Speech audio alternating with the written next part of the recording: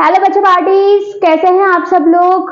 Welcome back to my YouTube channel RC classes, जहां पे learning होगी फन के साथ, आपकी अपनी बायो मेंटर ऋतु चौहान के साथ।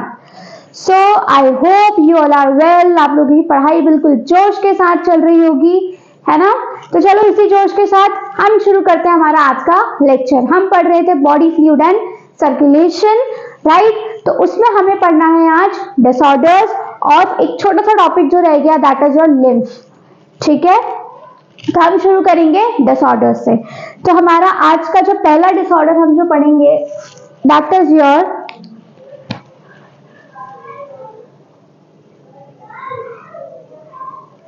हाइपरटेंशन। आज पहले ही टेंशन आ गया है ना। सो आज हम क्या पढ़ेंगे, हाइपरटेंशन। तो पहले तो हाइपरटेंशन है क्या, हाई ब्लड प्रेशर। हाइपरटेंशन क्या होता है, it is your high blood pressure, high BP जिसे हम बोलते हैं। आजकल तो कितने सारे लोगों को, हमारे घर में कितने लोगों को बीपी होता है, right. So that is your high blood pressure. तो आगे बढ़ने से पहले तो हम ये देखते हैं कि ये ब्लड प्रेशर क्या होता है। ठीक है, तो देखो लेट मी राइट हियर। ठीक है, ब्लड प्रेशर, ब्लड का प्रेशर, दैट मीन्स कि ब्लड प्रेशर क्या होता है, ये वो प्रेशर होता है जो कि किसके ऊपर होता है, आपकी जो आर्टरीज होती हैं, राइट, जो ब्लड कैरी करती हैं, उन आर्टरीज की वॉल पे जो प्रेशर पड़ता है, that is your blood pressure. Arteries है, उसमें क्या जा रहा है, ब्लड। तो ब्लड का जो प्रेशर होगा वो किससे पड़ेगा, आर्टरीज की वॉल्स के ऊपर, है ना। तो आपकी आर्टरीज की वॉल के ऊपर जो प्रेशर पड़ता है, किसकी वजह से, हार्ट के कॉन्ट्रैक्शन या फिर रिलैक्सेशन की वजह से। जब आपका हार्ट कॉन्ट्रैक्ट करता है या रिलैक्स करता है, तो उसकी वजह से जो प्रेशर पड़ता है आपकी आर्टरीज पे, उसे हम बोलते हैं ब्लड प्रेशर। तो आप क्या डेफिनेशन लिखोगे इसकी, pressure exerted by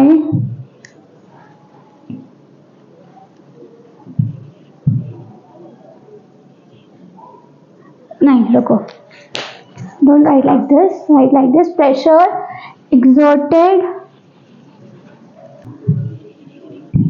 on the wall of arteries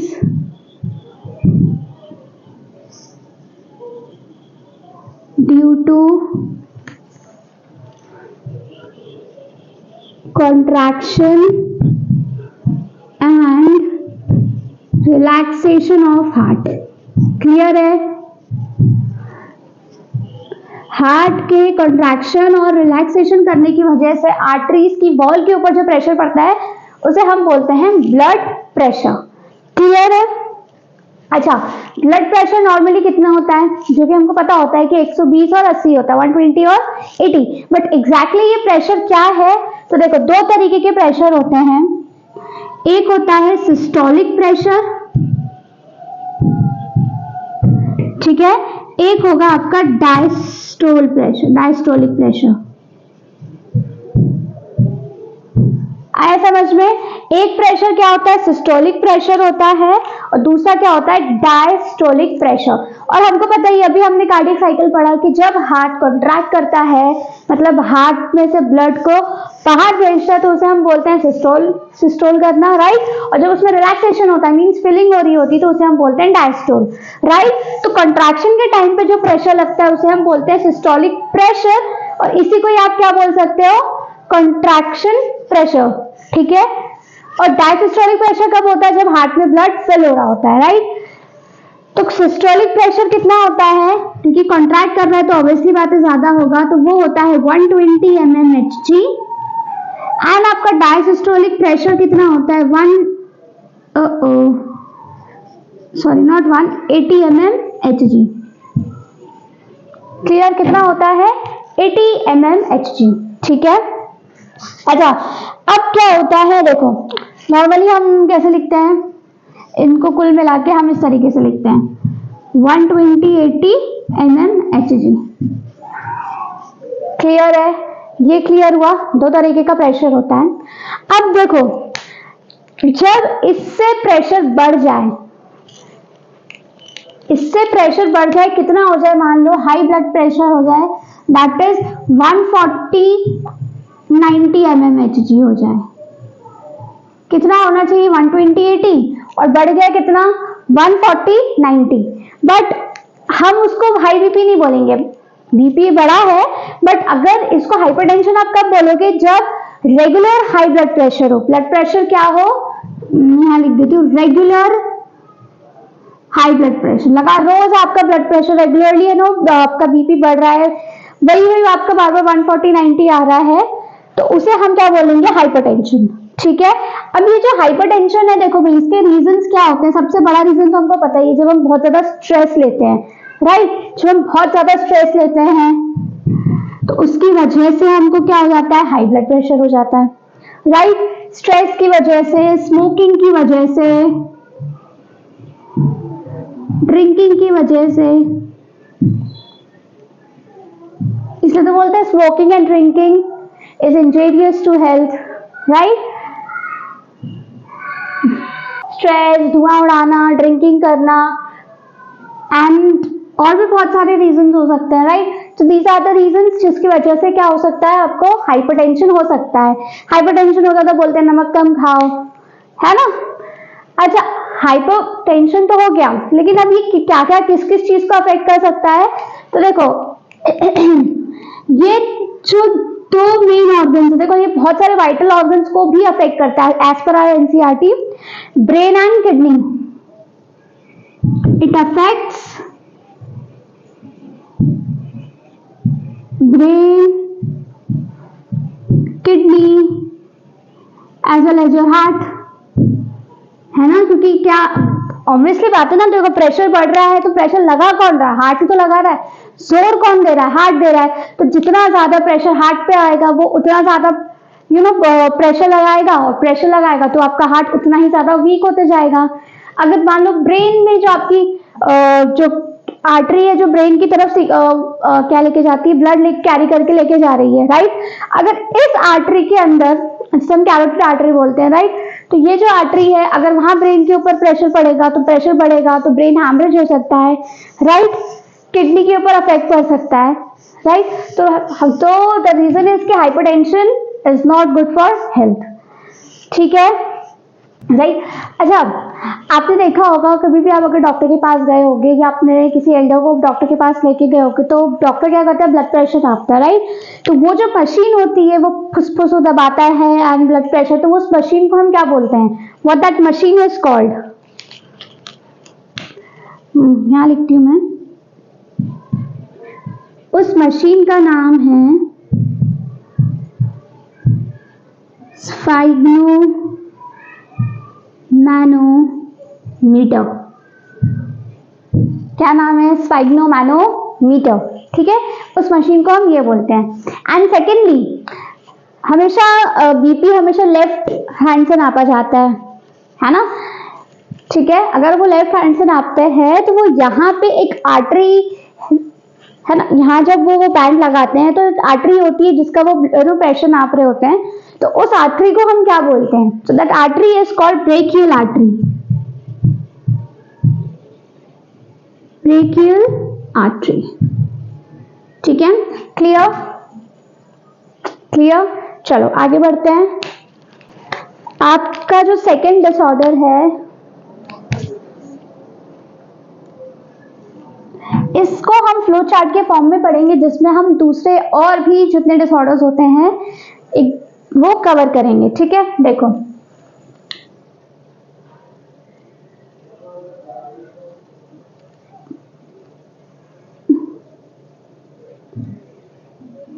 atherosclerosis,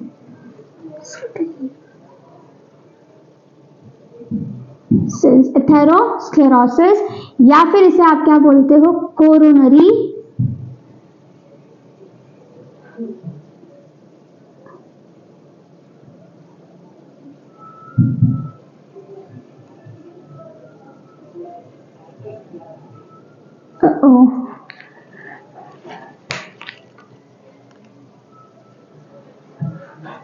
not heart disease, coronary disease, coronary artery disease,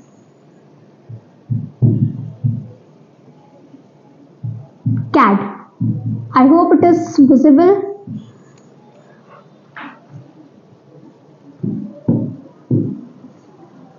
chlorosis या फिर कोरोनरी आर्टरी डिसीज, ये भी समझ में आ गया होगा कि आर्टरी की डिसीज है। इसमें क्या होता है, देखो सबसे पहले तो ये कौन सी आर्टरी को अफेक्ट कर रही है, कोरोनरी आर्टरी, ठीक है। तो कोरोनरी आर्टरी जो है ये कौन सी आर्टरी होती है, ये वो ब्लड वेसल्स होती है जो आपके हार्ट को ब्लड सप्लाई करती है, क्योंकि भाई हार्ट को भी तो काम, माना कि हार्ट सबको खून देता है, सबको ब्लड सप्लाई करता है, उसे भी तो काम करने के लिए न्यूट्रिशन चाहिए, ऑक्सीजन चाहिए, वो कहाँ से आता है, ब्लड से होते हुए ही आएगा। तो हम हार्ट को भी ब्लड सप्लाई करते हैं, जो हार्ट को ब्लड सप्लाई करती है वो आर्टरी होती है कोरोनरी आर्टरी। तो it affects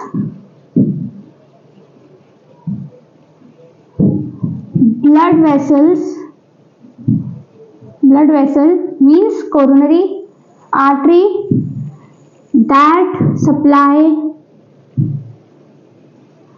blood to heart, ठीक है। जो आर्टरी दिल तक खून लेके जाती है आपकी, ये इसको अफेक्ट करती है, ठीक है। अब क्या होता है, देखो यहाँ पे मैं एक डायग्राम बनाती हूँ। बेसिकली क्या होता है ना कि जब आप बहुत ज्यादा हम देखो मैं बताती हूँ, जैसे मान लो ये आपकी कोरोनरी आर्टरी है, राइट। तो कोरोनरी आर्टरी में ना, जो कभी आपने सुना होगा डॉक्टर बोलते हैं कि यार इसके हार्ट में ब्लॉकेज है या इसकी ब्लड वेसल में ब्लॉकेज है। तो वो ब्लॉकेज क्यों होता है, क्योंकि आपकी जो हार्ट आर्टरी होती है ना, इसमें एक प्लेग जम जाता है। प्लेग मीन्स एक इस तरीके से कुछ बन जाता है, ठीक है। आया समझ में, ये क्या है, प्लेग। अब ये जो प्लेग बनता है वो किस वजह से बनता है, ये बनता है कुछ चीजों के डिपोजिशन की वजह से। किस किस के डिपोजिशन की वजह से,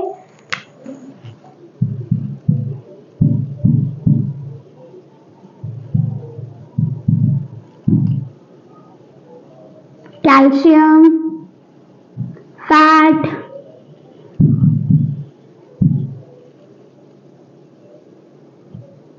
कोलेस्ट्रॉल। अच्छा भाई देखो, हम जितना ज्यादा घी खाएंगे, आप अगर रोज बहुत ज्यादा तेल वाली चीजें खाएंगे, समोसा खा रहे हैं, बेक समोसा, ब्रेड समोसा, कितने सारे तो आते हैं, ब्रेड पकौड़े, ये पकौड़ा, वो पकौड़ी। So when you are eating these things, है ना, वो क्या करेगा, कहीं ना कहीं तो इकट्ठा होगा ना। तो ये जो जमता है, ये क्या जमता है आपके, वही है समोसा, आलू का पराठा, चीज paratha. So these all parathas जो है वो कहाँ डिपॉजिट हो गए, आपके की आर्टरी में। कौन सी आर्टरी में, जो किसको खून दे रही है, आपके हार्ट को, ठीक है। तो अभी इकट्ठा हो गया, देखो पूरी खाली जगह थी, अब आपकी इतनी रुकावट आ गई है, तो इसकी वजह से क्या होगा, ब्लड फ्लो ऑब्स्ट्रक्ट हो जाता है। एक काम करते हैं अपन, इसको यहाँ लिखेंगे, एक मिनट यहाँ लिखेंगे, मैं यहाँ एरो बना, यहाँ लिख रही हूँ मैं, ठीक है।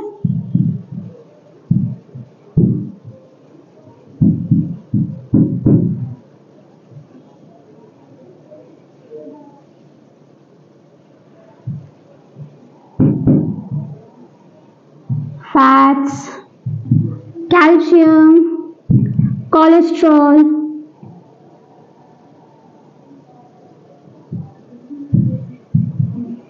अच्छा ये कौन सा कोलेस्ट्रॉल है, ये बैड कोलेस्ट्रॉल है, ठीक है। कभी आपने अगर किसी की लिपिड प्रोफाइल की टेस्ट देखी होगी, जो होती है उसमें कोलेस्ट्रॉल भी आता है, तो उसमें लिखा हुआ रहता है ना LDL, HDL। तो what is that LDL and HDL is, तो LDL क्या होता है, low density lipoprotein, that is your bad cholesterol.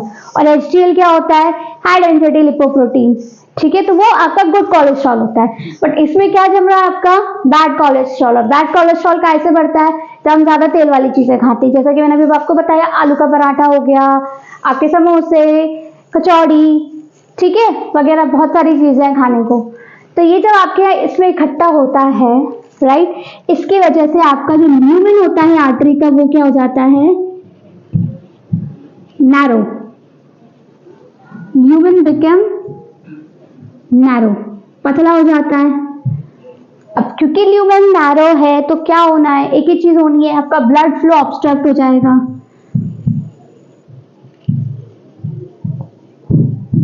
That means आपका जो ब्लड खून जो जा रहा है वो रुकावट आएगी, प्रॉपरली नहीं जाएगा, फ्लो धीरे हो जाएगा। आया समझ में? अब क्योंकि ल्यूमेन जो है वो नैरो हो चुका है, ब्लड फ्लो ऑब्स्ट्रक्ट हो चुका है, तो no blood supply to heart, no या लो ब्लड सप्लाई, राइट। अब जब हार्ट को ब्लड नहीं जा रहा, राइट, हार्ट को ब्लड नहीं जा रहा है तो फिर हार्ट को क्या क्या नहीं जाएगा? देखो भाई, ब्लड नहीं है तो नो न्यूट्रिएंट्स, नो ऑक्सीजन, क्या हुआ? No blood supply to heart means no nutrient, no oxygen, ठीक है, कोई ऑक्सीजन नहीं है, कोई न्यूट्रिएंट्स नहीं जा रहा है, तो ऑब्वियसली बात है अब क्या होगा जब ऑक्सीजन नहीं है तो, क्योंकि आपको पता है ऑक्सीजन क्या करवाती है? सेलुलर रेस्पिरेशन में मदद करती है। अब ये चीजें होगी नहीं, एनर्जी है नहीं, तो हार्ट की मसल्स डैमेज होना शुरू हो जाएगी। तो क्या होगा? हार्ट मसल्स डैमेज,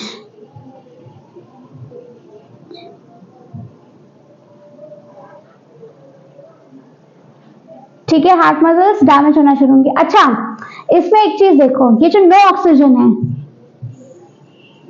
ये वाली कंडीशन कौन सी? No oxygen. जब हार्ट के में ऑक्सीजन लेवल कम हो जाता है या हार्ट को ऑक्सीजन सप्लाई नहीं हो रहा होता है तो उसमें आप एक डिसऑर्डर और आता है आपका, तो आप इस कंडीशन को क्या बोलते हो? Myocardial ischaemia.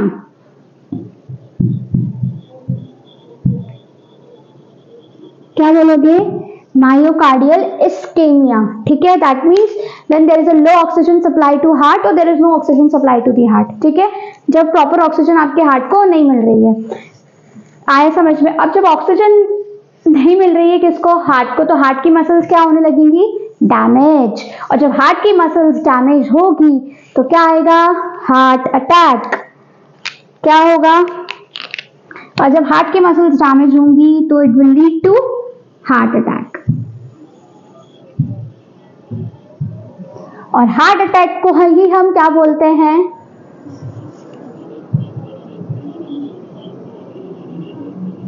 Myocardial infraction.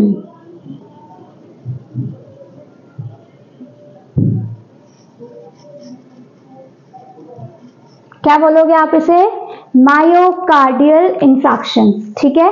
तो मायोकार्डियल इंफ्रैक्शन और मायोकार्डियल इस्केमिया में कंफ्यूज नहीं होना। इंफ्रैक्शन आएगा that is heart attack, ischaemia means low oxygen in heart, ठीक है। आया समझ में? तो न्यूट्रिएंट की कमी की वजह से ऑक्सीजन नहीं है तो हार्ट की मसल्स डैमेज होगी, ठीक है। अब जब मसल्स डैमेज हो रही है तो पेन तो होगा, ऑब्वियसली बात है भाई, जब कहीं चोट लग रही है तो दर्द तो होगा। तो जब आपकी हार्ट की मसल्स डैमेज होगी तो एक एक्यूट चेस्ट पेन होगा। क्या होगा? Acute chest pain. और यूजुअली ये पेन किसकी वजह से होता है? तो जब नो इनफ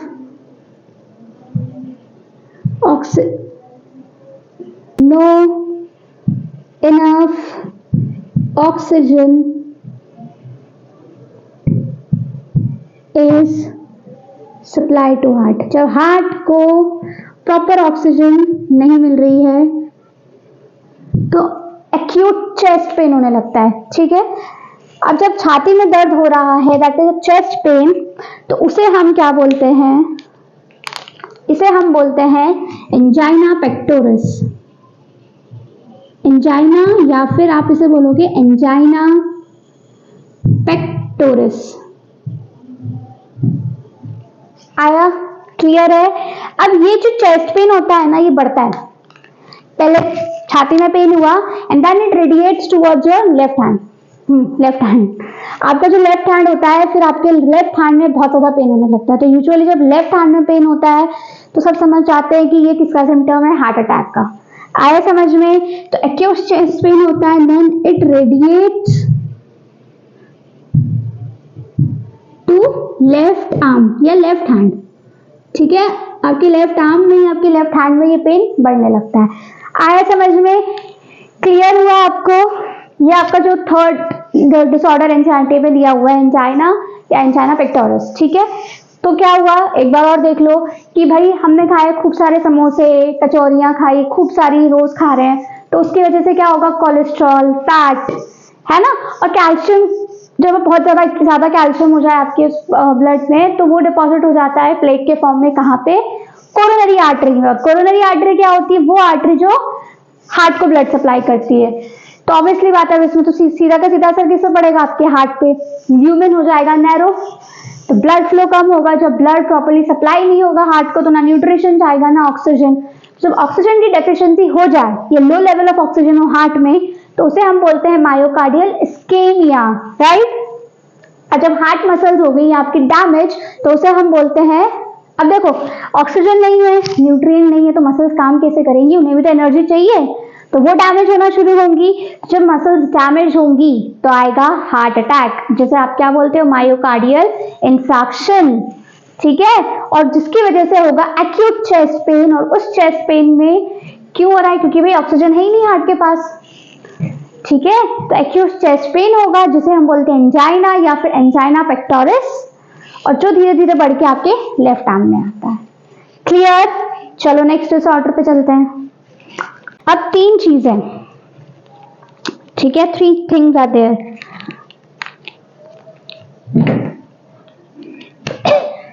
पहला हार्ट फेलियर, या फिर इसे आप बोलते हो कंजेस्टिव हार्ट फेलियर, ठीक है। दूसरी चीज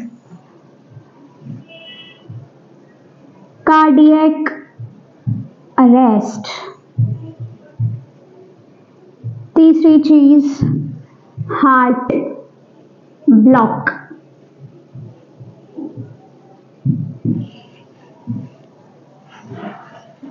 चलो क्या डिफरेंस है इन तीनों में, फटाफट से देख लेते हैं। देखो हार्ट फेलियर या फिर congestive heart failure, heart failure है मींस हार्ट अपना काम नहीं करा, जो काम उसे दिया गया है वो काम जब वो प्रॉपर्ली नहीं करता तो उसे हम हार्ट फेलियर बोलते हैं या फिर कंजेस्टिव हार्ट फेलियर। तो काम क्या है भी हार्ट का, ब्लड को पंप करना। तो जब आपका हार्ट प्रॉपर्ली ब्लड को पंप नहीं करता, जितनी आपकी बॉडी को ब्लड चाहिए उतना वो बॉडी को ब्लड नहीं दे रहा, पंप नहीं कर रहा, तो it is your heart failure, दिल ने अपना काम नहीं किया, ठीक है। So when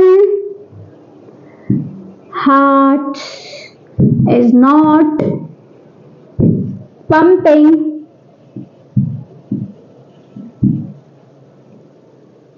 heart pumping blood effectively, ठीक है, इफेक्टिवली जब वो ब्लड पंप नहीं कर रहा to fulfil your body need, ठीक है, तो उस कंडीशन को आप क्या बोलते हो, हार्ट फेलियर, ठीक है। और इसका सबसे कॉमन सिम्टम जो है, जो कि हमारी एनसीईआरटी में भी दिया हुआ है,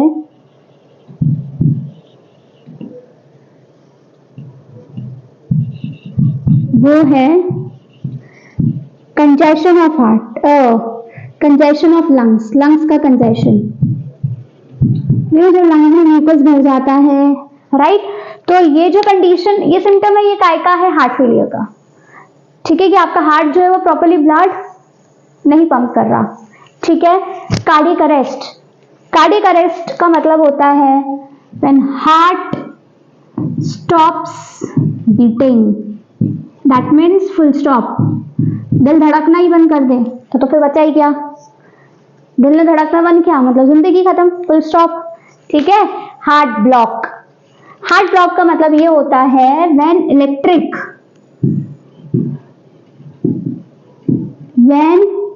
electric signals that controls heart beat, वो इलेक्ट्रिक सिग्नल्स जो हार्ट बीट को कंट्रोल करते हैं, गेट पार्शियली या फिर कंप्लीटली ब्लॉक्ड,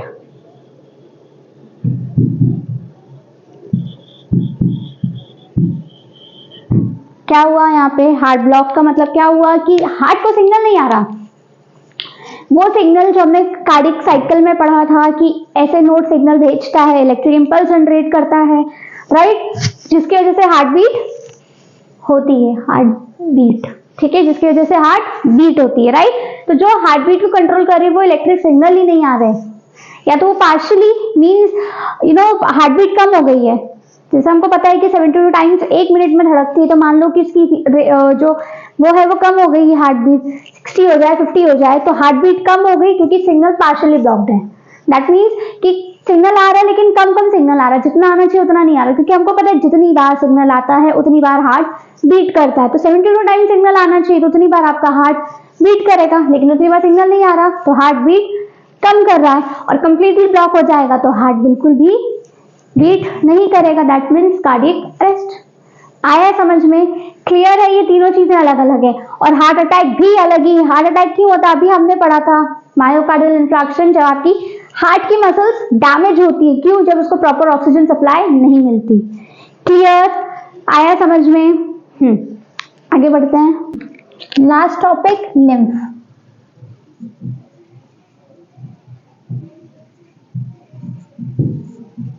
चलो,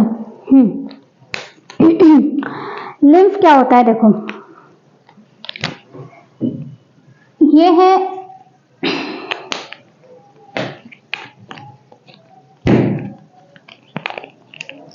है आपका टिश्यू,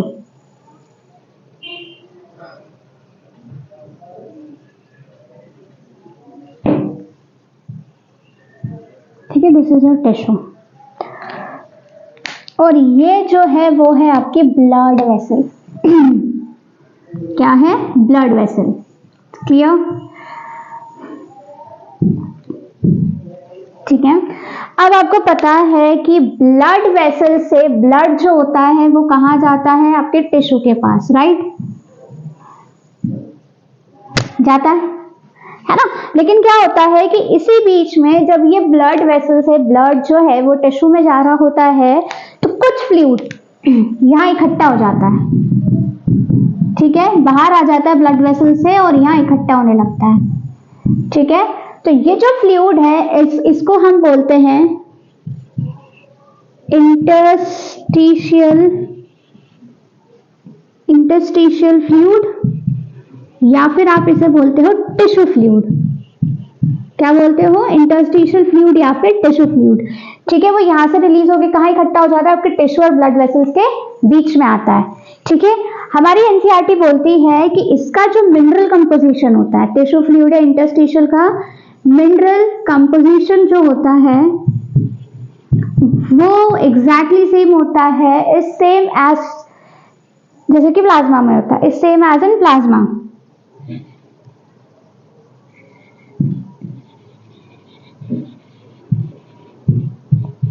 ठीक है, प्लाज्मा के मिनरल कंपोजिशन की तरह ही इसका कंपोजिशन होता है। क्लियर? आया समझ में? तो भाई ये जो इंटरस्टिशियल फ्लूइड है, टिश्यू फ्लूइड है, अब ये यहाँ इकट्ठा हुआ है, यहां से जब ये इकट्ठा होके एक कैपिलरी में जाता है,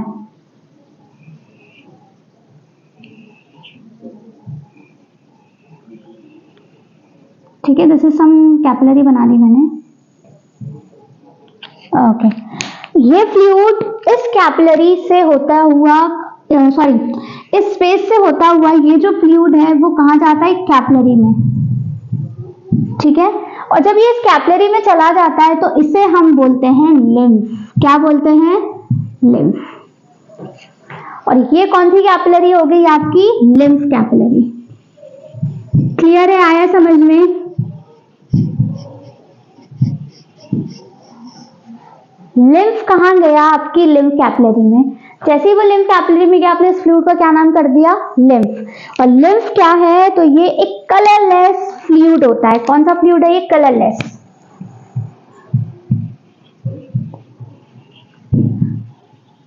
कलरलेस फ्लूइड है, ठीक है। क्लियर है? अच्छा, अब यहां से जब वो लिम्फ कैपिलरी में चला गया तो यहां से वो कहां जाता है? लिम्फ वेसल में। और लिम्फ वेसल से ये वापस कहाँ चला जाता है? ब्लड वेसल में, जो कि यूजुअली मेजर वेन होती है। हमारी एनसीईआरटी क्लियरली बोलती है कि इस देखो इस पूरे को कंट्रोल, अब ये जो पूरा सिस्टम है जिसमें लिम्फ जो है यहाँ से बना, लिम्फ वेसल कैपिलरी में गया, देन वेसल, देन वापस से ब्लड में चला गया, तो ये जो है इस पूरे सिस्टम को आप बोलते हो लिम्फेटिक सिस्टम। क्या बोलते हो? Lymphatic system. ठीक है। और हमारी एनसीईआरटी बोलती है कि जो लिम्फेटिक सिस्टम होता है, it collects the lymph from tissue and it drains it back to the blood vessel. Tissues और ब्लड के बीच में से उसने कलेक्ट किया, कलेक्ट करके वापस से ये किसे दे देता है? ब्लड से। तो यही वह बात हुई भाई, खून से बना, खून में ही मिल गया। तो भाई जब खून में मिलना ही था तो इतना तामझाम हमने क्यों किया? तो अगर आपको याद हो, जब हमने डाइजेशन एंड एब्जॉर्प्शन चैप्टर पढ़ा था, है ना, तो उसमें अगर आपको याद हो कि ब्लड वेसल में डायरेक्टली फैट का एब्जॉर्प्शन नहीं होता है। आया समझ में? तो फैट की एब्जॉर्प्शन हमने कहाँ करवाई थी? इंटेस्टाइन की एक लिम्फ वेसल में, जिसे हमने क्या कहा था? क्या बोला था हमने उसे? लैक्टीन। याद आया? तो ऐसी चीजों के लिए हमने क्या बनाया है? एक लिम्फ। ठीक है। लिम्फ वेसल्स का पोर साइज ब्लड वेसल से थोड़ा बड़ा होता है, इसलिए उसमें से फैट का एब्जॉर्प्शन हो जाता है। क्लियर है? अगर आप फैट यहाँ डालोगे तो यहाँ इकट्ठा होने लगेगा, और इकट्ठा हो जाएगा तो फिर ब्लड फ्लो कम हो जाएगा। क्लियर? आया समझ में? चलो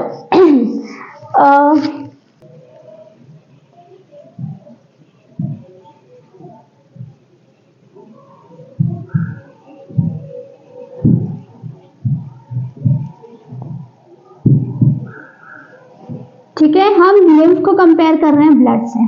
ठीक है, तो ब्लड से जब लिम्फ को कंपेयर कर रहे हो तो देखो, ब्लड के कंपैरिजन में लिम्फ में न्यूट्रिएंट कम होते हैं, लेस न्यूट्रिएंट्स,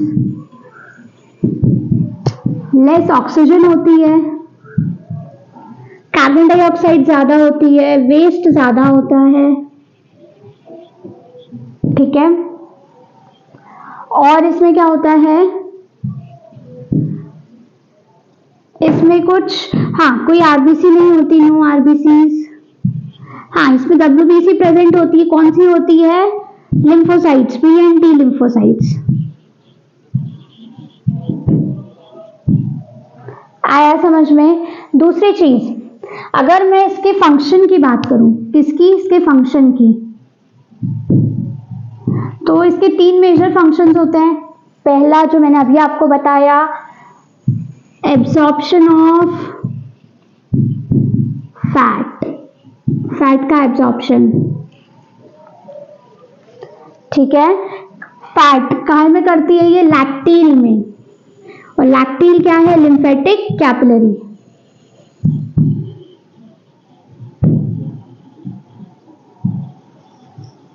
काय की? इंटेस्टाइन की।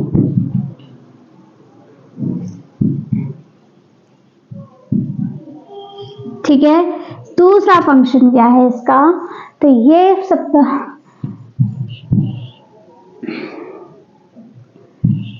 It supply liver protein, liver protein को सप्लाई करता है ये, और एंटीबॉडीज को। थर्ड फंक्शन इसके पास क्या है? बी और टी लिम्फोसाइट्स। कौन से लिम्फोसाइट्स हैं? B and T. जब बी और टी आपको पता है, इनका एक ही काम है, इम्यून रिस्पॉन्स। तो ये किस में हेल्प करता है? Immune response. Clear? I hope it's all clear to you. ठीक है, दैट्स ऑल फॉर टुडे। आज के लिए सिर्फ इतना ही। अगर आपको मेरा लेक्चर पसंद आया है तो don't forget to like, share and subscribe my channel. ठीक है, नेक्स्ट लेक्चर में हम करेंगे प्रीवियस ईयर क्वेश्चन, और फिर we will switch on to next chapter. अगर आपको कोई भी डाउट हो इस लेक्चर से रिलेटेड, कोई से भी लेक्चर से रिलेटेड, तो कमेंट बॉक्स में जरूर बताना। एंड कोई और अगर ऐसा कोई स्पेसिफिक टॉपिक है जो आप समझना चाहते हो तो वो भी मुझे जरूर बताना कमेंट बॉक्स में। ठीक है, ऑल द बेस्ट।